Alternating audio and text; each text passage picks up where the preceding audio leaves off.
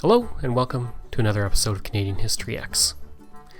Saskatchewan is kind of thought as a flat province with very little to it, a place to drive through as you go from Alberta to Manitoba. It's a province with a name that's kind of hard to spell, maybe a bit hard to say, but it's actually a very interesting place to visit. It has many cool facts and cool features, and we're going to highlight them in our next top 10, the 10 coolest facts about Saskatchewan. Number 10. Saskatchewan is seen as flat land, but actually the highest point between Banff and Quebec is Lookout Point in the Cypress Hills, and it's located in the southwest corner of the province, and it rises to 4,567 feet, making it actually 30 feet higher than Banff in the Rocky Mountains. Number 9. Saskatchewan has more than 100,000 lakes, many in the far north, and this includes Manitou Lake, which is about half as salty as the Dead Sea. And the deepest lake is Reindeer Lake, at 710 feet. Interestingly enough, Reindeer Lake was created when a meteorite slammed into the earth a mere 140 million years ago. Number 8. Mustard is a big part of Saskatchewan, and the province actually accounts for 75% of all of the mustard produced in Canada. So, if you like hot dogs, you like mustard, you must like Saskatchewan. Number 7. If you want to drive on a road in Canada, there's no better place than Saskatchewan. The province has more roads than any other province, with about 250,000 kilometers of road surface. That is enough to circle the entire Earth at the equator many, many times. Number 6. If you're a hockey fan, Saskatchewan is the place to be.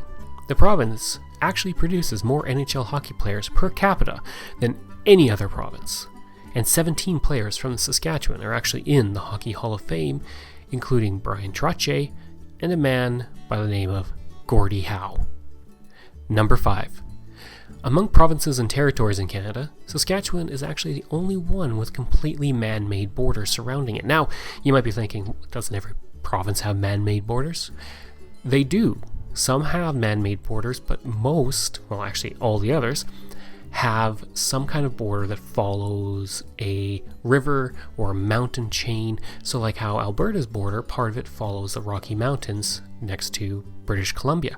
But Saskatchewan is the only one that has completely man-made borders that don't follow any kind of geographical feature.